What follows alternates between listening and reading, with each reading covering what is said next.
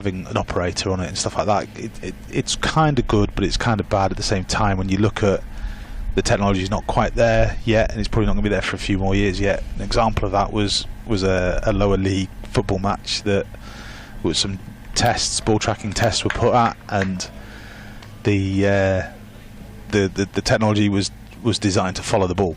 So it was an 8K camera sat on the halfway line, and the camera was designed to kind of have a frame around the ball. And that was the idea. But then it was a sunny day, and the linesman was bald. So the sun bounced off his head, and the camera tracked the linesman for half an hour. So sometimes technology is a great idea. The theory's kind of put in, but if you can't tell the difference between a football and a bald man's head, then you're going to get that kind of thing. Not ideal. It's not ideal. But and then cricket as well, that ball can absolutely go anywhere, and it's the same with golf as well. The guys that track the ball in golf, just phenomenal camera operators. But again, in cricket, that ball can come off the bat any waveform, as you know. And having somebody, the other thing as well is you can't tell an artificial intelligence robot to go and track somebody in the crowd, or understand the we say the unfolding narrative in regards to the structure of what you're broadcasting and stuff like this. So sometimes you need people that you can chat to and debate with on the end of your comms pack. So, but then I'd like to be able to connect stats to the broadcast more, that second layer of data and stuff, so you can start seeing. We've had the wagon wheel up a few times. We've asked NV Play to help us with additional analytics and stuff like that, which I think is great for the audience to see. So I'd like to try and get more of that involved in the broadcast. Oh, and obviously there's more. Sorry, yeah, the game's moving on, obviously, but there's getting that viewer at home to be interacting and driving the discussion. So having more people tweeting in and sending their messages and showing us where they are from home and stuff like that. We need more of that as well. Well, it's certainly a sport that likes to be inventive. I think. Yeah. It seems to embrace technology. Cricket, I think. Largely. I think so, yeah. You watch like the upper levels of the game, the snickometers, the heat maps and all that kind of thing. It'd be cool to get all that stuff in, wouldn't it? Yeah, I mean... It should be out. It is, yep. Nice. It's a good reaction catch, actually, from Bell, because that may have taken a slightly awkward deflection off Josh Brown. Morley gets his first wicket. Another catch for Bell.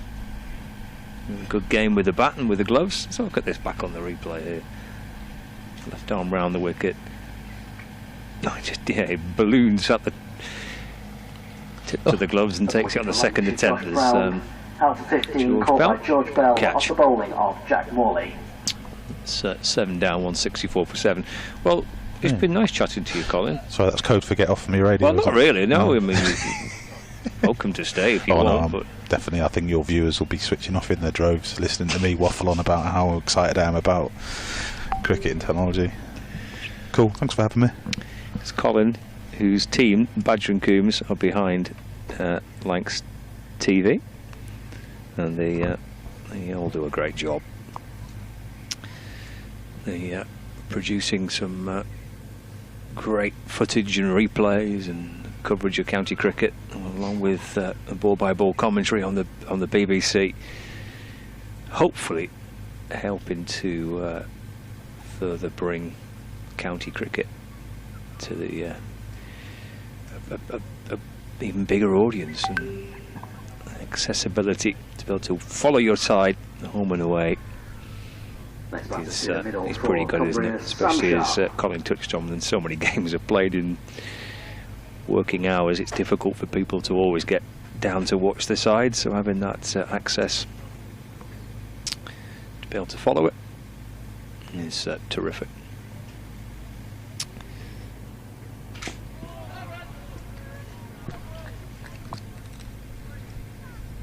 So Sam Sharp is the new batter,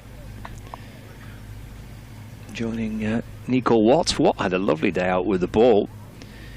Had the pleasure of leading his side off, because he picked up 5 wickets for Cumbria earlier today. That's the end of Morley's over. A wicket taking one, 3 runs off it and the wicket. So 164 for 7. Nico Watt picking up 5 for Cumbria a little earlier on today.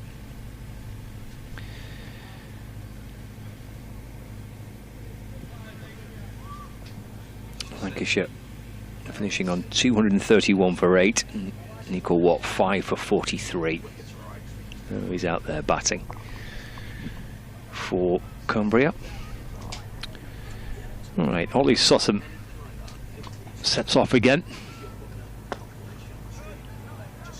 Because there's no, it's driven down the ground before by Sharp. 2 Lancashire players chasing after it, neither can catch up with it. 4 runs for Sharp, 168 for 7.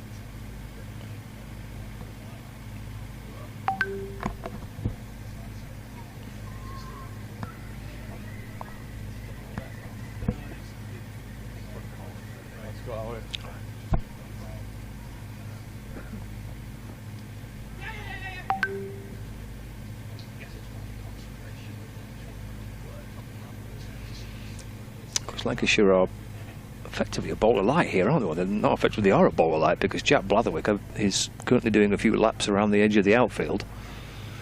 He's unable to bowl, Jack Blatherwick. He took a bit of a heavy fall earlier on, and it seemed to hurt his back a little, and he's gone and got himself changed, and short ball by Sutton banged in. Ooh, that deflects away off somewhere, maybe the shoulder potentially. Or been given us 4 leg byes.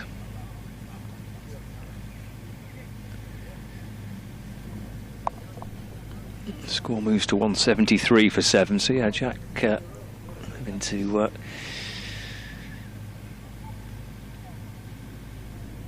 having to sit this one out, I'm afraid.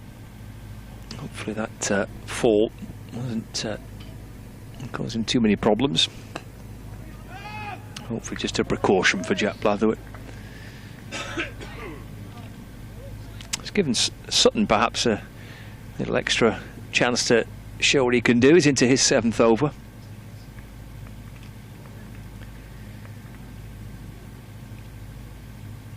.173 for 7.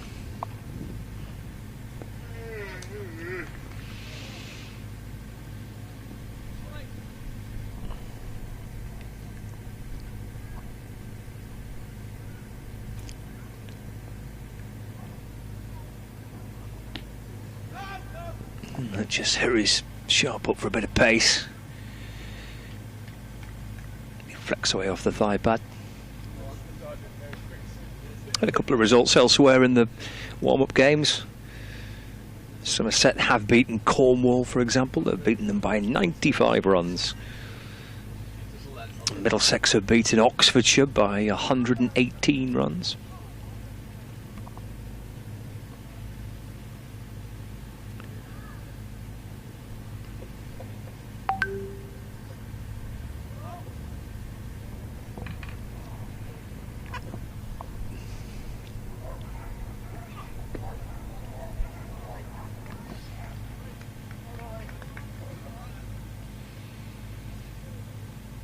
End of the over, 37 gone, 6 remain. Warwickshire have beaten Staffordshire by 122 runs. Worcestershire have beaten the Wales national team by 182. Correction, by 9 wickets, bowled them out for 182. Worcestershire win by 9 wickets.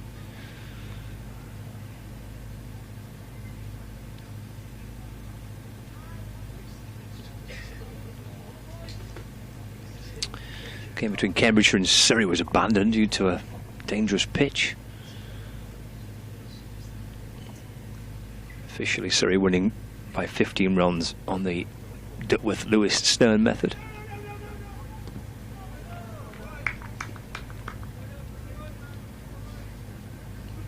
We've had one surprise, one upset. National County side beating the first class side. Cheshire have beaten Derbyshire by 4 wickets.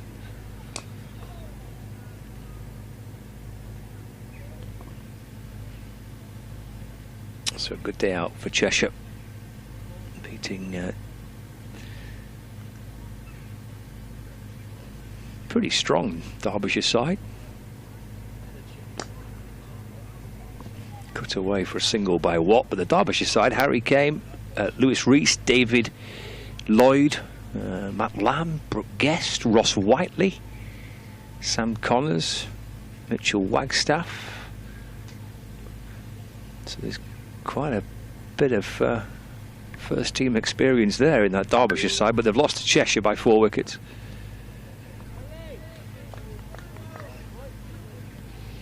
Glamorgan have beaten Wiltshire by 7 wickets.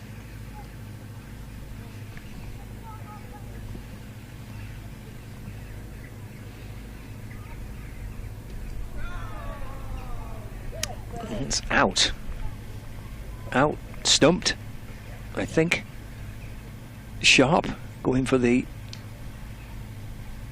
Yeah, it was fine glove work by Bell. I think that's. Given that as stumping by the looks of it, don't think he's been given caught behind. We'll look back on the replay in a moment, but square leg umpire gave that out. Here we go. Let's have a little look on this. Into the reverse sweep. That's a wicket for Lancashire, Sam Sharp. Yeah, he's been stumped, hasn't he? Out for naught, stumped by George Bell. Stumped by Bell. Good work by Bell. He's had a good day with the bat and with the gloves. So 8 down now, 174 for 8. 4 catches and a stumping for George Bell with the gloves, plus he's 63 with the bat.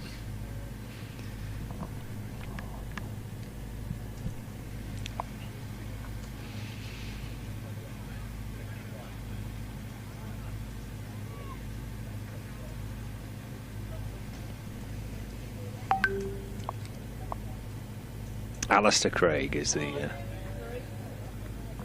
next batter to the crease for Cumbria, Ali Craig.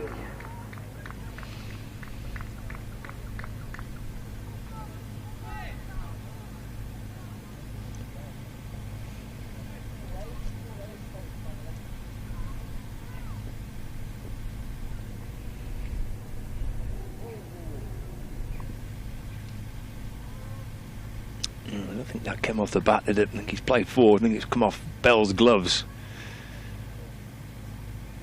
Down to Lavelle. End of the over. Good one for Morley. 2 for 35. 38 gone. 5 overs remaining.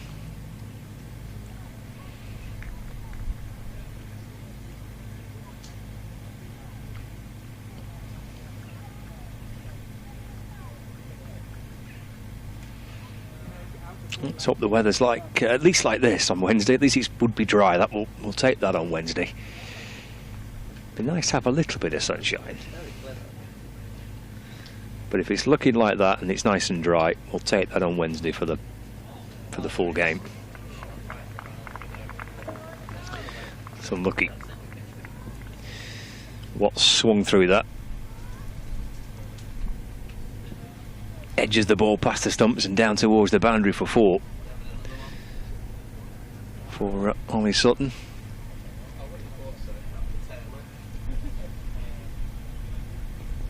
Quite sure he's not managed to rattle that back onto his stumps.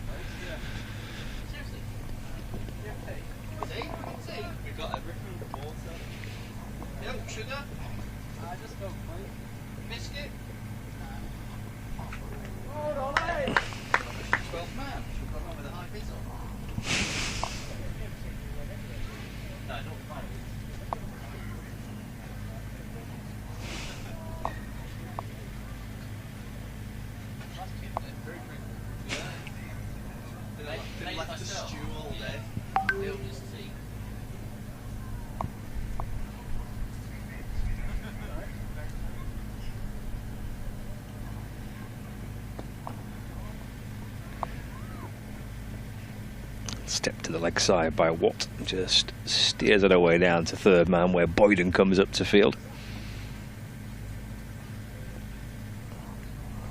Elsewhere then, Durham have beaten Northumberland by 3 wickets. Durham will be here on Wednesday for the One Day Cup opening fixture. Yorkshire have beaten Shropshire by 247 runs. And Hampshire have beaten Dorset by 140. runs.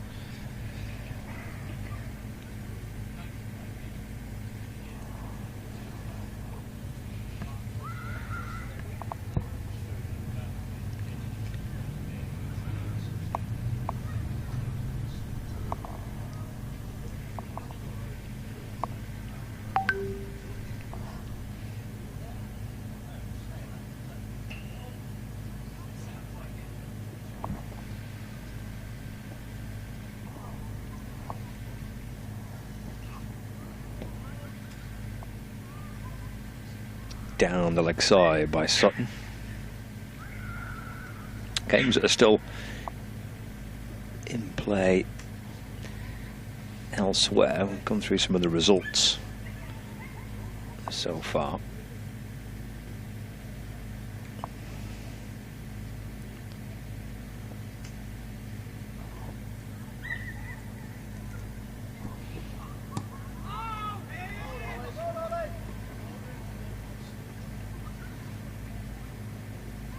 Norwich, Norfolk needs 76 runs to win, 24 balls left. Up against Northamptonshire today. Norfolk are 237 for 8. Northamptonshire making 312.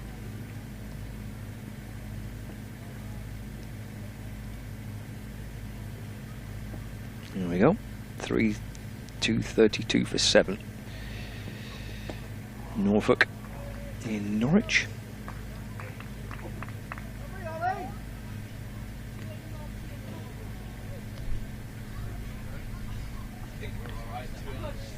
Sussex against Hertfordshire at Arundel. Sussex 340 for 6. And Hertfordshire in reply 276 for 9.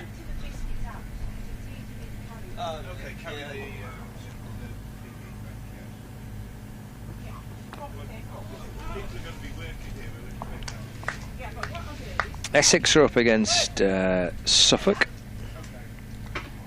It's the end of the over here. 4 left, 182 for 8. So Essex made 347.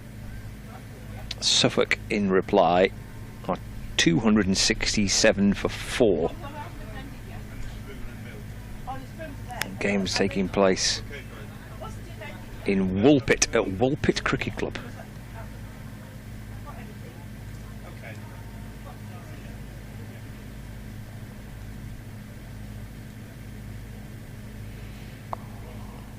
More is going to continue.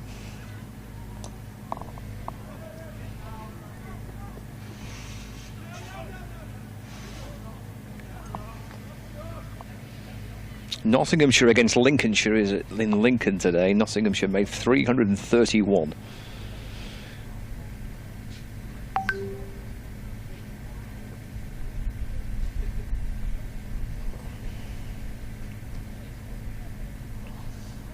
खुदाए Tegh Bahadur Simaria कर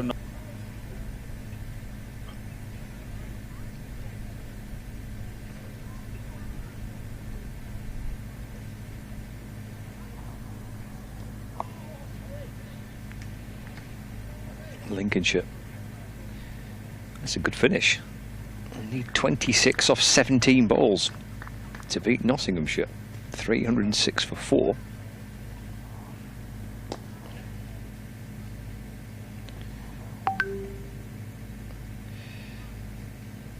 So Ben Slater got 70 and Hasib Hamid making 79. Dylan Pennington making 28.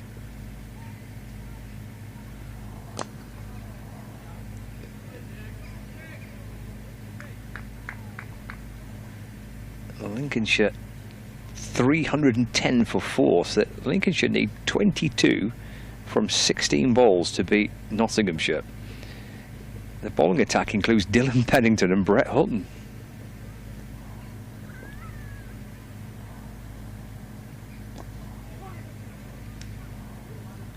Be a pretty decent day out in Lincoln, won't it, for the Lincoln boys, if they can get that.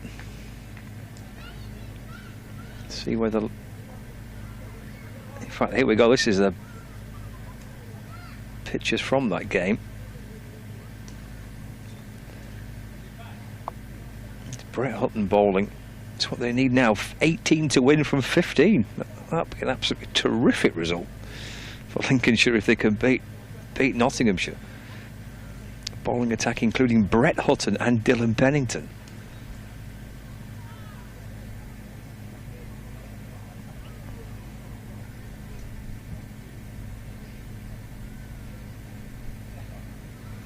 So we'll see whether Lincolnshire can go on and beat Notts.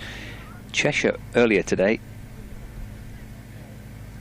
Change of bowling for Lancashire at the Evans end. Able to turn over Derbyshire in their match.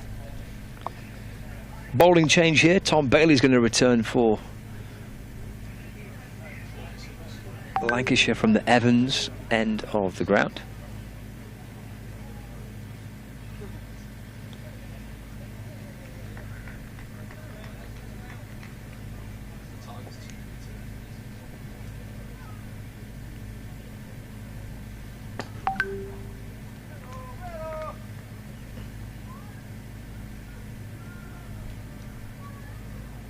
Bailey 4 overs, 1 for 17. 5 overs from Will Williams today. 1 for 14. 6 overs by Josh Boydham. 1 for 34. Ollie Sutton 8 overs for 41. George Balderson 5 overs, 1 for 17. A couple of spinners used as well. Slower ball from Bailey. Jack Morley 2 for 39 from 8 overs. Harry Singh 2 for 12 from 4 overs. The only other game taking place currently is Somerset against Cornwall. In fact, I think that's now finished. It has. A victory for Somerset by 96 runs.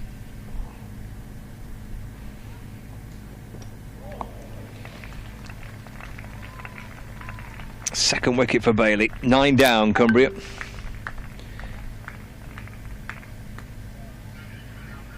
Ali Craig bowled by Tom Bailey for 2. Could have been a slower ball that by Bailey. We'll have a little look back on the replay. It may have been one of Bailey's slower balls.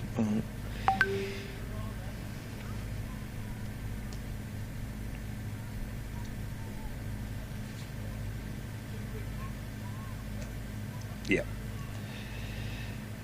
Deceived by Bailey. 9 down, Cumbria. 186 for 9. And the last batter to the crease for Cumbria, Josh Sterling. And Josh Sterling makes his way out to the middle. Last batter heading out. We're in the 41st overs, not long left now, just 15 balls left. Josh Sterling.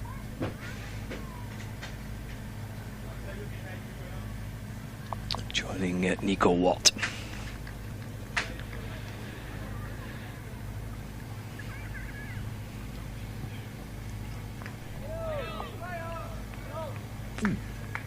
Extra bounce from Tom Bailey.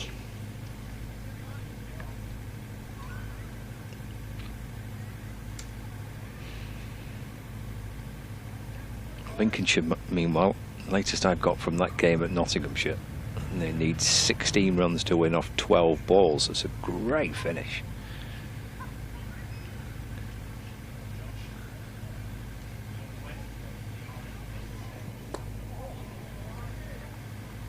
Another slower ball from Bailey. It's kind of loopy looking, almost like, looks like a full toss, and then it just dips down.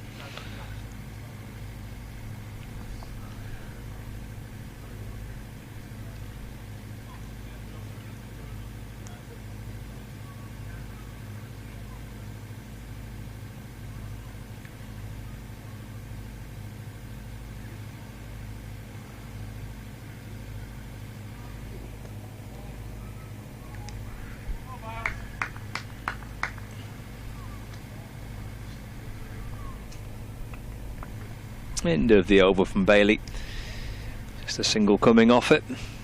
180 7 for 9.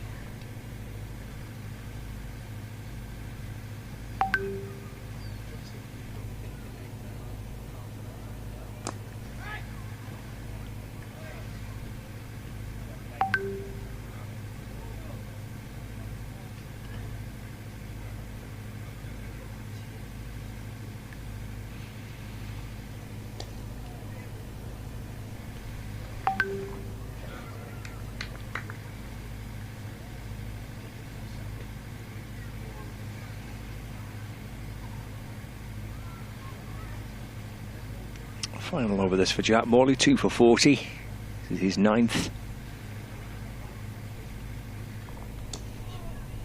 Penultimate over of the innings. Cumbria, see if they can try and bat through, not get bowled out. Final pair together here.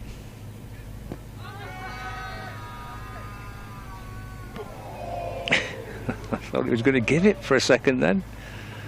He just for a second, sure he was about to just raise the finger. He had a little twitch, I think, the umpire.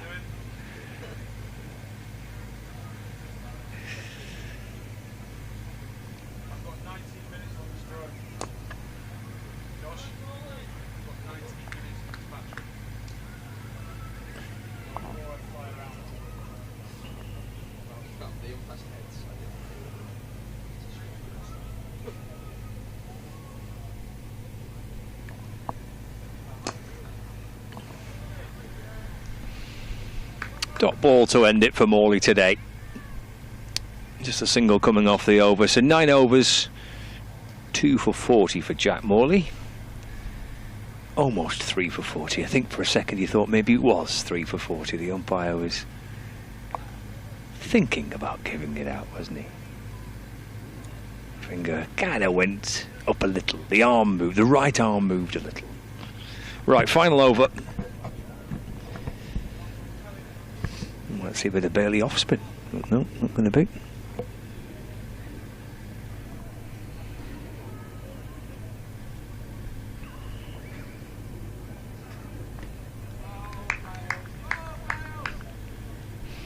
Good bouncer by Bailey.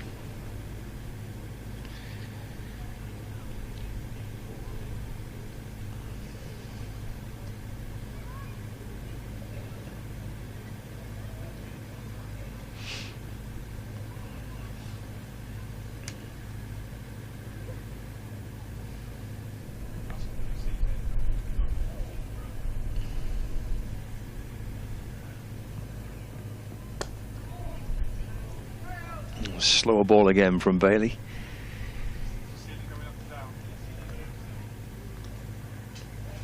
Harry Singh comes up to complete the fielding.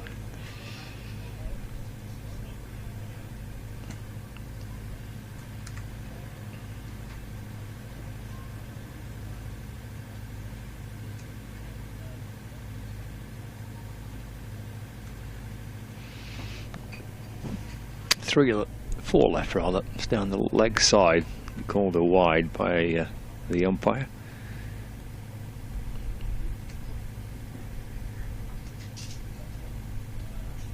Still 4 to go.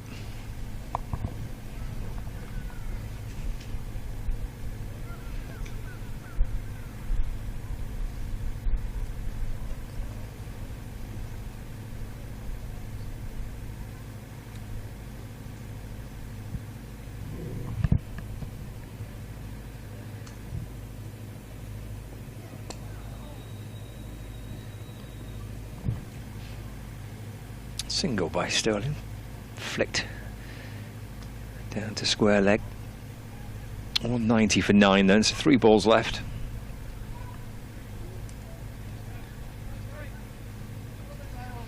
Back here on Wednesday for the start of the Metrobank One Day Cup. Durham here, 11 o'clock start. Pace off again by Bailey. So join us for that. Commentary via the BBC Sport website and the app, and the pictures via Lancashire TV as well will be with you from just before 11 o'clock on Wednesday for the first match. Then we're off to Blackpool for game number 2. Pace off again by Bailey. Watt waited for it. Pulls the ball out towards the leg side for a single. Because she will bring back a few players that have been in and around their T20 side. Of course, the captain will return, Keaton Jennings, on Wednesday. Josh Bohannon as well.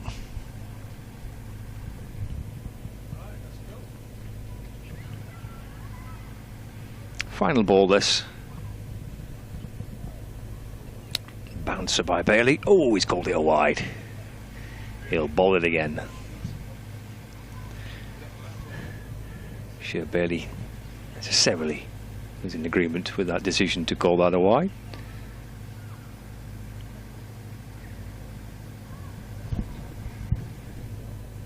Off spin to end it.